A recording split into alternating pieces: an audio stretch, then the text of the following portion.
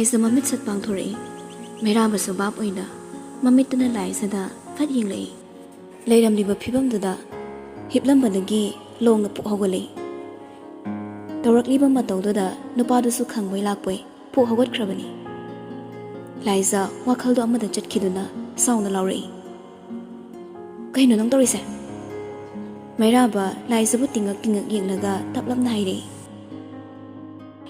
Purito panba aduda lawthoke tawbani Wahai du hek haikibaga khangaude Laisagi makhut oina Mairabagi ye thangma khazaidoda khupangna sapo kanna thakiba Unarasu yengnadaba Yengnarasu khangnadaba Karamba thamoigi machatno Yening thagi Anoba mayolni hainariba Nungsibabu na thaiduna thamliba Thamoyanido Naken thagi kanglo upalgi masak olan krasira Naitom ngan batom thinni Wakhal da ningkiba kudingma khutta pairamba na hanbani Haina homna maning tawna hingzaba punsini Mikup kuding tati khatnariba mapaduna faw nongbata khubakna se thakiba leitri Adubu ngasidi karisu leitaba nupimcha amagi khupak chare Mana karisu aranba tawrodana Tawrakliba fibam do ubada Mairaba Laisada ngakni yenglei Adubu nupidudi ngaihaki mamangda mitmangda ukhibado wakhal amada oikiduna Mairabada yenglaga sauna laurei Nangna haiba yari haiduna rule thugaina hotnarakano Rule number 1 No physical touch Rule number 1 oiriba asuk men oiba parse kanthok nangi wakhal do kaino Khupangna tharakpagi sauninglingai duda amuka chaisilakpaduda Mairaba khadok sogatpana loikre Ingaw ngawzabagi wani adumbagi wakhaldi leirudabana haipet sikaiba phawri Mairaba wangang kidre Laisada yam thina sairaktaw malubani adubu tayonakre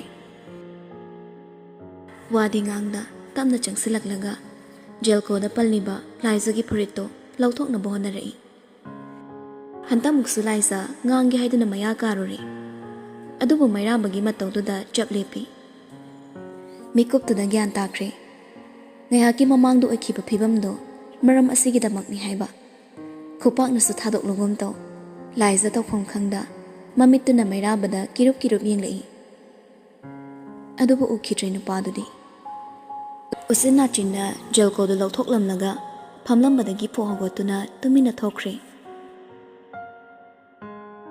Khambasu ngamda matawduda wahai ama phawsu haiba nangawda Laisa langtaknaba mityengna Mairababu yengduna lehore Haina matamdi sum hauki Adubu Mairabadi kaduda changlakpa kawba laikidre Laisa sumangaktu thangatlaga Mairababu lakpra haina toini yenglambani Hidaksu kapkiba oibana masado waraduna tamna uithakre Korogi mangalna rumdugi thaunaw aduda phawna changsilakpada Laisa pisumda sui Nongali haibagi ingit ama faw pidana Korongna thaunaw lansilakpaduda Laisa mamitto uirum panglaga thaunaw romda yenglei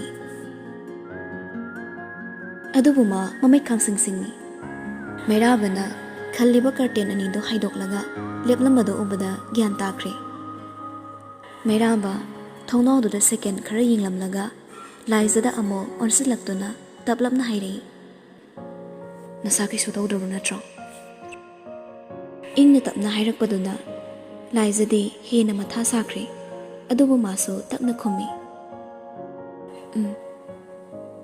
Karisu ahin mamataw ulakti nupado Curtain pairang mamakuttu su thadoklaga Mamaidula surai thoklaga khong thang bawkre Jatna Laisana tana maongda su hairami Loshilanga thoro liolani Wadu haina kaadudagi thokre Laisa sor asang bamba tapna hontorei Holiba sor aduda ihul pumnamak yawkhrabani Angakpa gyan tadaba wakhal thoktaba amadi langtaknaba Doctor duna kaiso torore hairakpagi matung inna discharge khudakta pirakli ko khasiktang ngawkhibadu natta atopa anaba leitabana Laisa sumasado hena sonba oidribani ꯑꯅꯤꯃꯛ ꯇꯨꯡꯗ ꯃꯥꯡꯗ ꯊꯣꯛꯃꯤꯟꯅꯔꯛꯏ ꯃꯩꯔꯥꯕꯅ ꯃꯥꯡ ꯊꯥꯔꯒ ꯆꯠꯂꯤ ꯂꯥꯏꯖꯅ ꯇꯞꯂꯤ ꯇꯞꯂꯤ ꯏꯟꯅꯩ ꯃꯥꯕꯨ ꯉꯥꯏꯕꯤꯔꯝꯗ ꯃꯇꯣꯝꯗ ꯆꯠꯈꯤꯕꯗꯨꯅ ꯃꯩꯔꯥꯕꯕꯨ ꯌꯦꯡꯂꯒ ꯃꯨꯔꯨꯝ ꯃꯨꯔꯨꯝ ꯁꯣꯜꯂꯤ ꯃꯀꯣꯛꯁꯦ ꯐꯖꯅ ꯆꯥꯛꯄꯖꯥꯠꯅꯤ ꯂꯥꯛꯃꯤꯟꯅꯔꯤꯕ ꯃꯤꯒꯁꯦ ꯎꯗꯈꯩ ꯃꯥ ꯍꯥꯟꯅ ꯆꯠꯈꯤꯅꯦ ꯁꯥꯎꯅ ꯃꯔꯣꯜ ꯑꯃ ꯁꯥꯎꯒꯜꯂꯤꯕ ꯉꯔꯥꯡ ꯈꯨꯄꯥꯛ ꯊꯥꯔꯨꯕꯗꯣ ꯁꯣꯏꯈ꯭ꯔꯦ ꯍꯥꯏꯒꯦ ꯈꯟꯕꯅꯤ ꯑꯗꯨꯕꯨ ꯁꯨꯛꯍꯥꯏ ꯍꯥꯏꯔꯣꯏ ꯃꯁꯛꯁꯦ ꯁꯨꯛꯅꯨꯡꯍꯦ ꯅꯨꯡꯁꯤꯗꯦ ꯋꯥꯈꯜ ꯑꯃꯗ ꯁꯣꯟꯗꯨꯅ ꯂꯥꯛꯄꯅ ꯃꯩꯔꯥꯕꯅ ꯆꯠꯂꯝꯕꯗꯒꯤ ꯂꯦꯞꯈꯤꯕꯗꯨ ꯎꯍꯧꯗ꯭ꯔꯦ ꯁꯨꯝꯗ꯭ꯔꯤꯡ ꯋꯥꯈꯜ ꯑꯃꯗ ꯂꯥꯛꯄꯅ ꯃꯥꯡꯗ ꯂꯦꯞꯂꯤꯕ ꯅꯨꯄꯥꯗꯨꯗ ꯒ꯭ꯔꯣꯡ ꯍꯦꯛ ꯊꯤꯡꯖꯤꯜꯂꯨꯏ ꯁꯥꯎꯔꯛꯂꯗ꯭ꯔꯥ ꯈꯟꯅꯁꯨ ꯌꯥꯝ ꯊꯨꯅ ꯍꯟꯗꯣꯛꯏ ꯑꯗꯨꯕꯨ ꯅꯨꯄꯥꯗꯨꯗꯤ ꯌꯦꯡꯂꯛꯇꯦ ꯇꯨꯡ ꯍꯟꯅ ꯃꯥꯕꯨ ꯌꯦꯡꯂꯛꯈꯤꯗ꯭ꯔꯦ ꯃꯥꯡꯗ ꯂꯦꯞꯂꯤꯕ ꯃꯁꯛꯇꯨꯗ ꯃꯨꯟꯅ ꯌꯦꯡꯗꯨꯅ ꯃꯆꯤꯟꯅ ꯇꯞꯅ ꯁꯣꯜꯂꯤ ꯂꯤꯟꯗꯥ ꯃꯐꯝꯁꯤꯗ ꯃꯩꯔꯥꯕꯅ ꯂꯩꯔꯝꯕꯁꯤꯗ ꯂꯤꯟꯗꯥꯗꯣ ꯏꯉꯛ ꯍꯤꯉꯛꯂꯤ ꯑꯗꯨꯕꯨ ꯊꯪꯅꯕ ꯃꯤꯀꯨꯞꯇ ꯋꯥꯈꯜꯗꯨ ꯃꯥꯅ ꯈꯟꯅꯤꯡꯕ ꯑꯃ ꯈꯜꯂꯒ ꯃꯩꯔꯥꯕꯗ ꯁꯥꯎꯅ ꯍꯥꯏꯔꯛꯏ ꯅꯪ ꯑꯩꯁꯦ ꯀꯌꯥꯝ ꯄꯥꯝꯒꯦ ꯅꯪꯕꯨ ꯍꯨꯏꯔꯣ ꯑꯩꯅ ꯆꯠꯄ ꯃꯐꯝ ꯈꯨꯗꯤꯡ ꯅꯪꯅ ꯁꯨꯝ ꯏꯟꯅꯔꯤꯁꯦ ꯀꯩꯒꯤꯅꯣ ꯅꯪꯅ ꯑꯩꯒꯤ ꯄꯨꯟꯁꯤꯗ ꯑꯁꯨꯛ ꯌꯥꯝ ꯌꯦꯠꯂꯤꯁꯤꯕꯣ ꯀꯩꯒꯤꯅꯣꯕ ꯇꯨꯃꯤꯟꯅ ꯂꯩꯈ꯭ꯔꯦ ꯋꯥꯏ ꯁꯪꯂꯦ ꯈꯠꯅ ꯅꯨꯡꯉꯥꯏꯅ ꯍꯤꯡꯖꯔꯝꯕꯁꯦ ꯅꯪ ꯑꯃꯨꯛ ꯂꯥꯛꯂꯒ ꯑꯩꯕꯨ ꯃꯊꯥ ꯁꯥꯜꯂꯤꯁꯦ ꯀꯩꯒꯤꯅꯣ ꯃꯥꯒꯤ ꯋꯥꯍꯩ ꯑꯃꯐꯥꯎ ꯇꯥꯗ ꯆꯤꯟꯅ ꯊꯣꯛꯄ ꯉꯥꯡꯂꯤꯕꯗꯣ ꯇꯥꯕꯗ ꯃꯩꯔꯥꯕ ꯊꯃꯣꯏꯗ ꯅꯨꯡꯉꯥꯏꯇꯕꯁꯨ ꯐꯥꯎꯏ ꯑꯗꯨꯕꯨ ꯃꯥꯒꯤꯗꯃꯛꯇꯗꯤ ꯉꯁꯤꯁꯨ ꯃꯥꯏꯊꯣꯡꯗ ꯃꯣꯃꯣ ꯃꯤꯅꯣꯛ ꯇꯝꯂꯛꯏ ꯀꯌꯥꯝ ꯀꯨꯏꯅ ꯁꯥꯎꯈꯤꯗꯣꯏꯅꯣ ꯁꯥꯎꯕꯕꯨ ꯑꯗꯨꯛ ꯀꯨꯏꯅ ꯁꯥꯎꯔꯗꯤ ꯃꯤ ꯁꯤꯟꯅꯔꯣꯏꯗ꯭ꯔꯣ ꯀꯥꯟꯅꯗꯦꯁꯦ ꯕ꯭ꯂꯣꯛ ꯍꯥꯡꯉꯨ ꯀꯅꯥꯒꯅꯣ ꯅꯪꯅ ꯁꯤꯗ ꯂꯥꯛꯏꯁꯤꯕꯣ ꯌꯨꯝ ꯍꯟꯈꯤꯔꯣꯏꯗ꯭ꯔꯣ ꯍꯟꯗꯣꯛ ꯑꯣꯏꯔꯗꯤ ꯑꯩꯒ ꯍꯟꯈ꯭ꯔꯁꯤ ꯂꯥꯛꯑꯣ ꯃꯩꯔꯥꯕꯒꯤ ꯃꯇꯧꯗ ꯂꯤꯟꯗꯥ ꯈꯣꯏꯗꯧ ꯁꯥꯎꯒꯠꯄꯅ ꯂꯣꯏꯈ꯭ꯔꯦ ꯃꯃꯤꯠꯇꯨ ꯃꯩꯔꯥꯕꯕꯨ ꯁꯥꯎꯅꯤꯡꯅ ꯌꯦꯡꯂꯒ ꯋꯥꯗꯨ ꯃꯈꯥ ꯇꯥꯔꯛꯏ ꯇꯁꯦꯡꯅ ꯏꯀꯥꯏꯕꯁꯦ ꯐꯖꯅ ꯈꯪꯗꯦꯀꯣ ꯅꯪꯁꯦ ꯑꯩ ꯅꯪ ꯄꯥꯝꯗꯦ ꯑꯩꯒꯤ ꯄꯨꯟꯁꯤꯗ ꯑꯃꯨꯛ ꯍꯟꯅ ꯌꯦꯠꯂꯨꯅꯨ ꯍꯥꯏꯕꯁꯦ ꯀꯌꯥꯔꯛ ꯍꯟꯅ ꯍꯥꯏꯈꯣ ꯍꯥꯏꯕꯅꯣ ꯅꯪꯅ ꯑꯩꯒꯤ ꯂꯥꯏꯐꯇꯒꯤ ꯀꯝꯄ꯭ꯂꯤꯠꯂꯤ ꯗꯤꯁꯑꯦꯄꯤꯌꯔ ꯑꯣꯏꯈꯤꯕ ꯅꯨꯃꯤꯠꯇꯣ ꯑꯩ ꯁꯔꯦꯡ ꯊꯣꯡꯕ ꯆꯥꯒꯦ ꯑꯩ ꯅꯪ ꯌꯥꯝ ꯍꯩꯅꯗ꯭ꯔꯦꯕꯣ ꯃꯩꯔꯥꯕ ꯅꯪ ꯑꯩꯉꯣꯟꯗ ꯌꯦꯠꯄꯤꯔꯅꯨꯕ ꯑꯔꯣꯏꯕꯒꯤ ꯋꯥꯍꯩꯗꯣ ꯍꯥꯏꯖꯕꯒꯤ ꯃꯑꯣꯡꯅꯤ ꯋꯥꯍꯩꯁꯤꯡꯗꯨ ꯇꯥꯕꯗ ꯃꯩꯔꯥꯕꯒꯤ ꯊꯃꯣꯏ ꯃꯆꯦꯠ ꯂꯤꯁꯤꯡ ꯊꯣꯛꯅ ꯀꯥꯏꯔꯦ ꯅꯨꯄꯥ ꯑꯣꯏꯔꯕꯁꯨ ꯊꯃꯣꯏ ꯑꯃꯗꯤ ꯄꯥꯜꯂꯤꯕꯅꯤꯅ ꯆꯩꯅꯥ ꯐꯥꯎꯏ ꯑꯗꯨꯕꯨ ꯑꯁꯥꯎꯕ ꯍꯥꯏꯕꯗꯣ ꯃꯁꯛ ꯈꯪꯈꯤꯗꯕ꯭ꯔꯥ ꯃꯩꯔꯥꯕ ꯀꯩꯁꯨ ꯇꯧꯗꯕꯒꯨꯝ ꯅꯣꯛꯃꯤ ꯃꯈꯥ ꯇꯥꯔꯛꯏ ꯅꯪꯁꯦ ꯀꯃꯥꯏ ꯉꯥꯡꯅꯗꯣꯏꯅꯣ ꯈꯪꯗ꯭ꯔꯦꯗ ꯍꯣꯏꯁꯦ ꯅꯪ ꯁꯤꯗ ꯀꯩꯗꯧꯕ ꯂꯥꯛꯄꯅꯣ ꯑꯩ ꯈꯪꯗꯦ ꯑꯗꯣ ꯑꯦꯟꯖꯣꯏ ꯇꯧꯔꯣ ꯅꯪ ꯀꯔꯝ ꯀꯥꯟꯗ ꯌꯨꯝ ꯍꯟꯒꯅꯤ ꯍꯥꯏꯕꯗꯨꯇꯪ ꯍꯥꯏꯔꯛꯑꯣ ꯑꯩ ꯅꯪꯕꯨ ꯉꯥꯏꯒꯦ ꯂꯤꯟꯗꯥꯗꯣ ꯄ꯭ꯔꯣꯛ ꯄ꯭ꯔꯣꯛ ꯆꯥꯛꯄ ꯍꯥꯏꯕꯗꯨ ꯌꯧꯔꯦ ꯃꯥꯅ ꯑꯁꯨꯛ ꯊꯤꯅ ꯉꯥꯡꯂꯐꯥꯎ ꯁꯥꯎꯗꯦ ꯍꯥꯏꯕꯒꯤ ꯑꯣꯟꯈꯠꯇꯨꯅ ꯄꯪꯁꯥꯎꯗ ꯁꯥꯎꯅꯤꯡꯂꯤ ꯅꯪꯁꯦ ꯅꯀꯣꯛꯁꯨ ꯐꯖꯅ ꯆꯥꯛꯑꯕꯖꯥꯠꯅꯤ ꯑꯁꯨꯛ ꯊꯤꯅ ꯉꯥꯡꯂꯐꯥꯎꯕ ꯅꯣꯛꯑꯒ ꯇꯥꯕ ꯉꯝꯃꯤꯗꯣ ꯅꯪ ꯅꯀꯣꯛ ꯆꯥꯛꯇꯦ ꯍꯥꯏꯕꯗꯤ ꯌꯥꯔꯣꯏ ꯑꯗꯣ ꯑꯩꯗꯤ ꯃꯀꯣꯛ ꯆꯥꯛꯄ ꯃꯤ ꯍꯩꯅꯗꯤ ꯑꯩ ꯁꯤꯗ ꯀꯦꯝꯄꯤꯡ ꯇꯧꯕ ꯂꯥꯛꯄꯅꯦ ꯅꯪꯅ ꯌꯨꯝꯗ ꯊꯤꯟꯗꯣꯛ ꯊꯤꯟꯖꯤꯟ ꯇꯧꯅꯕ ꯂꯥꯛꯄ ꯅꯠꯇꯦ ꯑꯩꯉꯣꯟꯗ ꯃꯈꯥ ꯇꯥꯅ ꯌꯦꯜꯂꯛꯀꯅꯨ ꯁꯤꯗꯁꯨ ꯀꯨꯏꯅ ꯂꯩꯒꯅꯨ ꯑꯩ ꯅꯪꯒꯤ ꯅꯁꯛꯇꯨ ꯐꯥꯎ ꯌꯦꯡꯅꯤꯡꯗꯦ ꯑꯩꯕꯨ ꯇꯥꯟꯅꯔꯛꯑꯗꯤ ꯄꯨꯟꯁꯤꯒꯤ ꯑꯣꯏꯅ ꯑꯩꯕꯨ ꯎꯕ ꯐꯪꯒꯅꯤ ꯈꯜꯂꯨꯅꯨ ꯁꯤ ꯍꯥꯏꯗꯨꯅ ꯑꯃꯨꯛꯇꯪ ꯁꯥꯎꯅ ꯌꯦꯡꯂꯝꯂꯒ ꯐꯦꯠ ꯍꯥꯏꯗꯣꯛꯇꯨꯅ ꯆꯠꯈ꯭ꯔꯦ ꯄꯨꯟꯁꯤꯒꯤ ꯑꯣꯏꯅ ꯎꯕ ꯐꯪꯂꯣꯏ ꯍꯥꯏꯕ ꯋꯥꯍꯩꯗꯨꯅ ꯃꯩꯔꯥꯕꯒꯤ ꯃꯈꯣꯡ ꯑꯅꯤꯗꯣ ꯄꯨꯟꯗꯨꯅ ꯊꯝꯕꯤꯔꯝꯂꯦ ꯄꯥꯡꯗꯕ ꯊꯧꯅꯥ ꯂꯩꯇꯕ ꯑꯃꯒꯨꯝ ꯃꯃꯥꯏꯗꯨ ꯅꯣꯟꯊꯔꯒ ꯇꯨꯃꯤꯟꯅ ꯂꯦꯞꯇꯨꯅ ꯂꯩꯍꯧꯔꯦ ꯅꯨꯄꯥ ꯃꯥꯇꯕꯨ ꯆꯨꯝꯅ ꯂꯦꯞꯇꯨꯅ ꯂꯩꯕ ꯉꯝꯕꯅꯤ ꯑꯗꯨꯕꯨ ꯇꯨꯡꯗ ꯂꯦꯞꯂꯒ ꯃꯈꯣꯏꯒꯤ ꯃꯇꯧ ꯉꯁꯥꯏꯗꯒꯤ ꯌꯦꯡꯂꯝꯕ ꯂꯥꯏꯖꯗꯤ ꯃꯃꯤꯠꯇꯨ ꯄꯤꯔꯥꯡꯇꯅ ꯊꯨꯝꯍꯠꯂꯝꯂꯦ ꯃꯤꯔꯥꯏꯕꯤꯔꯕ ꯊꯃꯣꯏ ꯑꯃꯒꯤ ꯆꯩꯅꯥꯗꯤ ꯀꯌꯥꯒꯤ ꯃꯇꯤꯛ ꯃꯍꯨ ꯀꯜꯂꯤ ꯍꯥꯏꯕꯗꯤ ꯃꯥꯁꯨ ꯆꯞ ꯆꯥꯅ ꯈꯪꯉꯤ ꯂꯝꯂꯥꯟꯕ ꯑꯣꯏꯔꯕꯁꯨ ꯎꯄꯥꯏ ꯂꯩꯇ꯭ꯔꯕ ꯃꯥꯕꯨ ꯌꯦꯡꯕ ꯉꯝꯗ꯭ꯔꯦ ꯆꯪꯁꯤꯟꯗꯨꯅ ꯊꯦꯝꯂꯨꯕꯁꯨ ꯉꯝꯗ ꯂꯥꯏꯖ ꯃꯈꯨꯠ ꯃꯁꯥ ꯊꯦꯛꯇꯨꯅ ꯃꯩꯔꯥꯕꯒꯤ ꯇꯨꯡꯗ ꯇꯨꯃꯤꯟ ꯂꯦꯞꯂꯒ ꯂꯩ ꯃꯩꯔꯥꯕꯁꯨ ꯈꯣꯡꯐꯝꯗꯨ ꯃꯆꯤ ꯄꯥꯛꯅ ꯂꯦꯡꯉꯛꯇꯦ ꯑꯁꯨꯝꯅ ꯀꯨꯏꯅ ꯂꯦꯞꯂꯨꯔꯕ ꯇꯨꯡ ꯁꯣꯔꯗꯨ ꯇꯞꯅ ꯍꯣꯟꯊꯔꯛꯏ ꯃꯃꯥꯏꯗꯨ ꯅꯥꯀꯜꯗ ꯐꯠ ꯂꯩꯊꯣꯔꯛꯂꯒ ꯇꯞꯂꯞꯅ ꯍꯥꯏꯔꯛꯏ ꯆꯠꯁꯦ ꯋꯥꯍꯩꯁꯤꯃ ꯍꯥꯏꯔꯝꯂꯒ ꯆꯠꯄ ꯍꯧꯈ꯭ꯔꯦ ꯀꯔꯤ ꯍꯥꯏꯗꯨꯅꯕꯨ ꯊꯦꯝꯂꯨꯅꯤ ꯃꯇꯨꯡꯗ ꯇꯨꯃꯤꯟ ꯏꯟꯅꯕ ꯅꯠꯇꯅ ꯃꯈꯣꯏꯅ ꯍꯦꯛ ꯊꯣꯔꯛꯄꯒ ꯂꯤꯑꯣꯁꯨ ꯌꯧꯔꯛꯂꯦ ꯃꯩꯔꯥꯕ ꯋꯥꯉꯥꯡꯗ ꯃꯅꯤꯡꯒꯤ ꯊꯣꯡꯗꯨ ꯍꯥꯡꯂꯒ ꯀꯥꯈꯠꯈ꯭ꯔꯦ ꯂꯥꯏꯖꯗꯤ ꯃꯃꯥꯡꯂꯣꯝꯗ ꯂꯥꯛꯂꯒ ꯑꯣꯏꯅ ꯇꯣꯡꯉꯤ ꯒꯥꯔꯤ ꯃꯅꯨꯡꯗꯁꯨ ꯋꯥ ꯃꯆꯦꯠ ꯑꯃꯠꯇ ꯉꯥꯡꯅꯗꯦ ꯃꯩꯔꯥꯕꯒꯤ ꯃꯇꯧꯗꯨꯗ ꯂꯤꯑꯣꯅ ꯂꯥꯏꯖꯗ wahanggi mityeng ama toyna yenglei. Adubo kari haina pakhom pigani?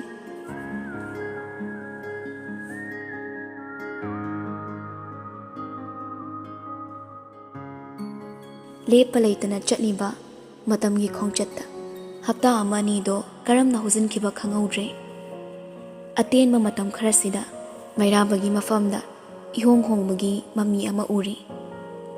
Lindabu koitan tanambadu sutokidre. Masimakna Linda kauri haibadi natri. Lindabu tattana ningsingi. Machinda toina soli. Hanagum tanazaba adu dilepkre. Magi matausida Leo di ingak-ngaklabani. Matam khara khakkini haiba khangi Leo. Lindabu tasingna kauma nate khangmana matha sari. Laizaga pau phongno haibasu yade. Manakta chatlu haibasu yadabana. Leo matha saba haibabu phasana sare. Numit asimadi Mairaba office da lai. School na meeting ni haiduna outside da laikibana maram oiraga ma dandido oina laklibani. Adobo tanja hek chana kunjoso thikadugi wari saba lakpa numit thoklari. Mapu saduna Mairabagi office tuda hoi maiga haidi grong hekta changsili. School na akan mawa haidabana kunjo na taurido yaningdrabaso wa haidi. Ngasi makso thongdu hanglaga adum changlai. Mairaba famlambado ubada kunjodi haraubana loikre. Khongthang laungna thangduna hatu changsilaga kauri. Ibungo Mairaba. Wakhalamada tumin famlambado khonjelduda yenglakpani. Kunjo leplambaduda ingangakre. Masado pakhatpasu phauri. Adubu ma harau kauri. Kaka yam thazadana. Kunjo noklaga mayok nariba chair aduda famtharai. Icha leiramba yam fare. Babasi yam toina lakpani ne. Adubu wari se ingloi loisinadaba dawna tawine. Kay matangi oibirabano. Wahangduda kunjodo Mairabada fat yenglei. Magi wahaido loksinpam khangdabagi moongda ingaw-ngawda yenglambado ubada kunjo matang chari khalai. Aduguma matangdu charingai hayawragi khanduna maithongdu hanadagi khra hena suktharanga tapna hairi. Handak marakse baba mathayam sai. Nasal gisu last year nina paisa se khra hena tum changli haibaduni. Linda palakpada Mairaba lang takna behenjilai. Hekta haibiyo kaka. Nachale risidi nachana ngamu mateng pangjagi. Wahaiduda kunjo mabukta noi. Maithongdadi isuk suktharanga makha tarai. Nangnadi adumni hekta haiba.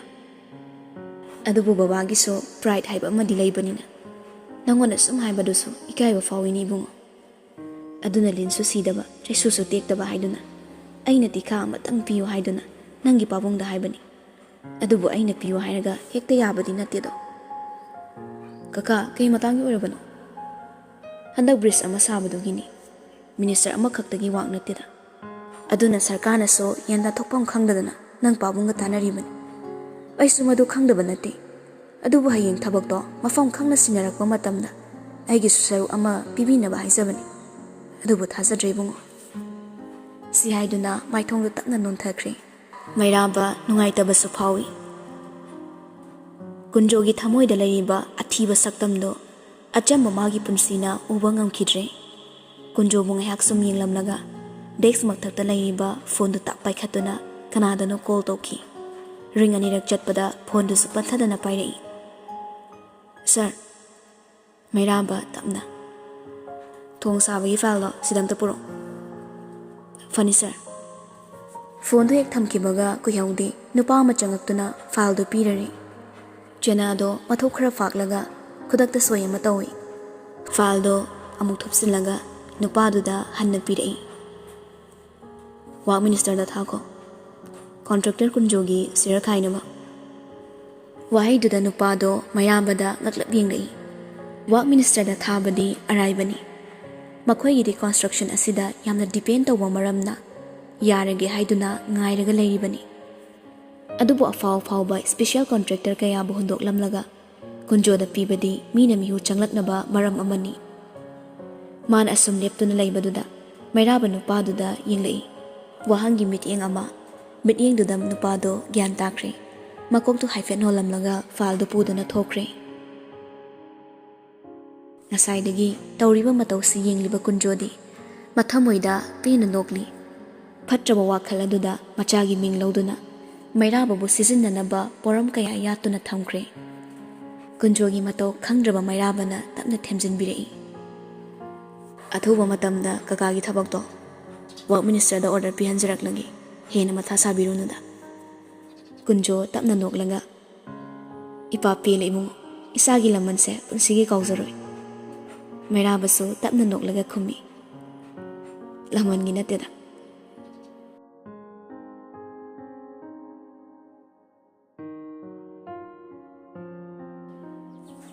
ꯉꯍꯥꯟ ꯃꯈꯩ ꯅꯨꯡꯁꯨꯛ ꯅꯨꯡꯖꯥꯅꯅ ꯂꯩꯔꯝꯕ ꯋꯥꯈꯜꯗꯣ ꯉꯁꯤꯗꯤ ꯏꯌꯥꯡ ꯌꯥꯡꯉꯤ.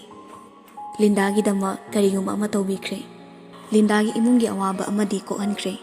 ꯈꯜꯂꯨꯕꯗ ꯃꯊꯟꯇ ꯄꯪꯍꯥꯗ ꯍꯔꯥꯎꯖꯩ. ꯑꯣꯐꯤꯁꯇꯒꯤ ꯍꯔꯥꯎ ꯍꯔꯥꯎ ꯒꯥꯔꯤꯗꯨ ꯊꯧꯗꯣꯔꯛꯂꯒ ꯊꯣꯔꯛꯂꯤ. ꯁꯣꯞꯄꯤꯡ ꯑꯃꯨꯛ ꯆꯪꯗꯨꯅ ꯂꯤꯟꯗꯥꯅ ꯄꯥꯝꯒꯗꯕ ꯃꯃꯜ ꯇꯥꯡꯂꯕ ꯄꯣꯠ ꯂꯩꯔꯤ. ꯃꯥꯁꯨ ꯂꯤꯠꯂꯤꯕ ꯁꯨꯏꯠꯇꯨ ꯍꯣꯡꯗꯣꯛꯂꯒ ꯑꯅꯧꯕ ꯐꯤ ꯁꯦꯠꯇꯨꯅ ꯂꯤꯟꯗꯥꯒꯤ ꯃꯅꯥꯛ ꯆꯠꯅꯕ ꯁꯦꯝ ꯁꯥꯈ꯭ꯔꯦ. ꯃꯈꯨꯠꯇ ꯀꯦꯔꯤ ꯕꯦꯒꯁꯤꯡ ꯑꯗꯨ ꯄꯥꯏꯔꯒ ꯂꯤꯟꯗꯥꯗ ꯐꯣꯟ ꯇꯧꯗꯨꯅ ꯊꯣꯔꯛꯄꯅꯤ. ꯐꯣꯟꯗꯨ ꯆꯠꯄ ꯅꯠꯇꯦ, ꯍꯟꯖꯤꯟ ꯍꯟꯖꯤꯟ ꯇꯧꯔꯤꯕ ꯍꯥꯏꯗꯨꯅꯤ. ꯕ꯭ꯂꯣꯛ ꯂꯩꯈꯤꯕꯅ ꯎꯄꯥꯏ ꯂꯩꯇ꯭ꯔꯦ. ꯑꯇꯣꯞꯄ ꯐꯣꯟ ꯑꯃꯗꯒꯤ ꯇꯧꯗꯨꯅ ꯌꯦꯡꯂꯤ. ꯄꯥꯏꯃꯜꯂꯛꯇ꯭ꯔꯕꯗꯨꯗ ꯚꯣꯏꯁ ꯃꯦꯁꯦꯖ ꯑꯃ ꯊꯥꯖꯤꯜꯂꯤ. ꯑꯩ ꯍꯧꯖꯤꯛ ꯂꯥꯛꯀꯦ. ꯀꯀꯥ ꯍꯣꯏ ꯏꯅꯣꯝꯆꯥ ꯍꯣꯏꯒꯤꯁꯨ ꯀꯩꯅꯣ ꯈꯔ ꯂꯩꯔꯛꯑꯦ. ꯑꯗꯨꯒ ꯅꯪꯒꯤꯁꯨ ꯅꯪꯅ ꯄꯥꯝꯖꯕ ꯃꯣꯜꯗꯨꯗꯒꯤ ꯑꯅꯧꯕ ꯂꯥꯛꯄ ꯖꯨꯋꯦꯂꯔꯤ ꯈꯔꯁꯨ ꯌꯥꯎꯔꯛꯏ. ꯌꯨꯝꯗ ꯂꯦꯡꯗꯅ ꯂꯩꯔꯝꯃꯨꯀꯣ. ꯑꯩ ꯅꯪ ꯌꯥꯝ ꯎꯅꯤꯡꯉꯤ. ꯁꯦꯟꯗ ꯐꯠ ꯅꯝꯈꯤꯕꯒ ꯃꯩꯔꯥꯕ ꯅꯣꯛꯐꯦꯠ ꯇꯧꯖꯩ. ꯐꯣꯟꯗꯨ ꯄꯣꯀꯦꯠꯇ ꯍꯥꯞꯆꯤꯟꯈ꯭ꯔꯦ ꯍꯥꯏꯔꯒ ꯃꯅꯤꯡꯒꯤ ꯒꯥꯔꯤꯒꯤ ꯊꯣꯡꯗꯣ ꯍꯥꯡꯗꯣꯛꯂꯒ ꯄꯣꯠ ꯆꯩꯁꯤꯡꯗꯣ ꯂꯣꯏꯅ ꯍꯥꯞꯆꯤꯟꯈ꯭ꯔꯦ. ꯑꯃꯨꯛ ꯍꯟꯅ ꯊꯣꯡꯗꯣ ꯂꯣꯟꯁꯤꯜꯂꯝꯂꯒ ꯆꯠꯀꯦ ꯍꯥꯏꯗꯨꯅ ꯒꯥꯔꯤ ꯍꯦꯛ ꯀꯥꯒꯦ ꯇꯧꯕꯒ ꯕꯥꯞ ꯑꯣꯏꯅ ꯌꯦꯡꯊꯣꯛꯂꯨꯏ. ꯎꯈꯤꯕ ꯁꯛꯇꯝꯗꯨꯗ ꯃꯩꯔꯥꯕ ꯆꯞ ꯂꯦꯞꯄꯤ. ꯃꯤꯠꯌꯦꯡꯗꯨꯁꯨ ꯇꯞꯅ ꯇꯞꯅ ꯂꯨꯊꯔꯛꯂꯤ. ꯒꯥꯔꯤꯗ ꯀꯥꯒꯦ ꯇꯧꯔꯝꯕ ꯃꯁꯥꯗꯨꯁꯨ ꯌꯦꯡꯂꯤꯕ ꯃꯤꯠꯌꯦꯡꯗꯨꯒꯤ ꯃꯥꯏꯀꯩꯗ ꯑꯣꯏꯅ ꯄꯨꯔꯥ ꯂꯩꯁꯤꯜꯂꯛꯏ. ꯔꯣꯀꯤ ꯁꯥꯎꯅ ꯑꯩꯒꯤ ꯋꯥ ꯇꯥꯗꯅ ꯅꯪ ꯑꯗꯨꯛ ꯍꯥꯏꯒꯠꯄ. ꯅꯪ ꯑꯩꯁꯦ ꯌꯣꯟꯕ ꯀꯌꯥꯝ ꯄꯥꯝꯒꯦ? ꯑꯩ ꯌꯣꯟꯕꯒꯤ ꯄꯩꯁꯥꯗꯨꯅ ꯅꯃꯥꯃꯤꯠ ꯇꯥꯡꯕꯤꯗꯣ ꯂꯥꯏꯌꯦꯡꯒꯦ ꯍꯥꯏꯕ꯭ꯔꯣ? ꯅꯪꯅ ꯑꯩꯕꯨ ꯃꯤꯌꯥꯝꯃꯥꯡꯗ ꯌꯣꯜꯂꯤꯁꯦ ꯀꯩꯒꯤꯅꯣ? ꯑꯁꯨꯛ ꯍꯧꯅꯕ ꯈꯪꯗꯕ ꯋꯥꯍꯩꯁꯤꯡꯗꯨꯗ ꯍꯟꯗꯛꯃꯨꯛꯇꯤ ꯂꯥꯏꯖꯗꯣ ꯁꯥꯎꯅ ꯂꯥꯎꯔꯛꯏ. ꯑꯗꯨꯛ ꯃꯊꯣꯡ ꯍꯨꯛꯇꯕ. ꯅꯪꯕꯨ ꯌꯣꯟꯕꯗꯤ ꯂꯥꯏꯔꯗꯅ ꯅꯪꯒꯤ ꯅꯃꯤꯡ ꯐꯥꯎꯕ ꯄꯟꯅꯤꯡꯗꯦ. ꯑꯆꯥꯎ ꯑꯔꯥꯝ ꯄꯥꯝꯕꯅ ꯉꯥꯎꯔꯕ ꯅꯪꯒꯤ ꯋꯥꯈꯜꯗꯨꯅ ꯑꯩꯕꯨ ꯀꯩꯗꯧꯅꯨꯡꯗ ꯑꯐꯕ ꯃꯤꯠꯌꯦꯡ ꯌꯦꯡꯂꯛꯑꯔꯣꯏ ꯍꯥꯏꯕꯁꯨ ꯑꯩ ꯈꯪꯉꯤ. ꯅꯪꯁꯨ ꯅꯪꯒꯤ ꯂꯝꯕꯤꯗ ꯆꯠꯈ꯭ꯔꯕ ꯅꯠꯇ꯭ꯔꯣ? ꯉꯁꯤ ꯐꯥꯎꯕ ꯑꯩꯅ ꯅꯪꯒꯤ ꯃꯤꯡ ꯄꯟꯗꯨꯅ ꯀꯅꯥꯒꯤ ꯃꯐꯝꯗꯁꯨ ꯌꯣꯟꯈꯤꯕ ꯂꯩꯇꯦ. ꯂꯩꯌꯦꯅ ꯈꯦꯠꯄ ꯉꯝꯗꯕ ꯋꯥꯍꯩ ꯂꯩꯇ꯭ꯔꯕꯁꯨ ꯋꯥ ꯉꯥꯡꯕꯗ ꯇꯨꯡꯃꯥꯡ ꯌꯦꯡꯂꯒ ꯉꯥꯡꯕꯤꯌꯨ. ꯃꯤꯅ ꯍꯥꯏꯔꯤꯗꯣ ꯇꯥꯗꯦ ꯃꯥꯒꯤ ꯊꯣꯛꯄ ꯑꯉꯥꯎꯕꯒꯤ ꯁꯣꯏꯔꯣꯜꯗꯣ ꯈꯨꯝꯃꯛꯏ. ꯅꯪꯒꯤ ꯋꯥꯊꯤ ꯇꯥꯒꯦ ꯍꯥꯏꯗꯅ ꯅꯪꯕꯨ ꯃꯐꯝꯁꯤꯗꯒꯤ ꯄꯨꯊꯣꯔꯛꯄ ꯅꯠꯇꯦ. ꯉꯁꯤ ꯍꯥꯏꯕ ꯅꯨꯃꯤꯠꯁꯤꯗꯒꯤ ꯅꯪ KFCꯗ ꯑꯃꯨꯛ ꯍꯟꯅ ꯂꯥꯛꯄ ꯌꯥꯔꯣꯏ. ꯁꯦ, ꯑꯩꯅ ꯌꯥꯝ ꯂꯨꯅ ꯇꯤꯟꯅꯕ ꯏꯃꯥꯟꯅꯕꯤ ꯑꯃꯒꯤꯅꯤ. ꯅꯪ ꯀꯅꯥꯅꯣ ꯈꯪꯅ ꯈꯪꯅ ꯅꯪꯕꯨ ꯊꯕꯛ ꯍꯥꯠꯂꯝꯕꯁꯦ ꯃꯁꯤ ꯃꯈꯣꯏꯅ ꯑꯩꯕꯨ ꯎꯁꯤꯠꯇꯕꯅꯤ. ꯑꯗꯨꯒ ꯎꯁꯤꯠꯍꯟꯗ꯭ꯔꯤꯁꯤꯁꯨ ꯅꯪꯅꯅꯤ. ꯅꯪꯕꯨ ꯈꯤꯇꯁꯨ ꯐꯅ ꯈꯜꯂꯨ ꯀꯩꯗꯧꯒꯦ ꯗꯥꯝꯆꯥ? ꯍꯤꯡꯅꯕꯒꯤ ꯂꯥꯟꯐꯝꯗ ꯅꯣꯡꯃꯒꯤ ꯆꯔꯥ ꯇꯥꯟꯖꯔꯤꯕ ꯑꯩꯒꯤꯗꯃꯛ ꯅꯨꯡꯁꯤꯅ ꯃꯇꯦꯡ ꯄꯥꯡꯕꯤꯔꯤꯕ ꯃꯈꯣꯏꯗ ꯅꯪꯅ ꯍꯥꯏꯗꯨꯕꯨ ꯀꯩꯅꯣ? ꯑꯩ ꯃꯤꯒꯤ ꯃꯄꯣꯠ ꯍꯨꯔꯥꯜꯂꯨꯕꯃꯛꯇꯤ ꯅꯠꯇꯦꯗꯅ. ꯔꯣꯀꯤ ꯁꯥꯎꯕ ꯍꯟꯗꯦ. ꯍꯦꯟꯅ ꯑꯗꯨꯝ ꯈꯣꯟꯖꯦꯜ ꯍꯧꯅ ꯂꯥꯎꯔꯛꯏ. ꯂꯥꯟꯐꯝ ꯃꯊꯣꯡ ꯃꯔꯝ ꯈꯪꯗꯕ ꯁꯨꯗꯠꯅꯕ ꯅꯣꯏꯒꯤ ꯋꯥꯔꯤꯗꯣ ꯑꯩ ꯇꯥꯅꯤꯡꯗꯦ. ꯑꯩꯒꯤ ꯍꯥꯏꯕꯕꯨ ꯃꯐꯝꯁꯤꯗ ꯅꯪ ꯑꯃꯨꯛ ꯍꯟꯅ ꯊꯕꯛ ꯂꯥꯛꯄ ꯌꯥꯔꯣꯏ.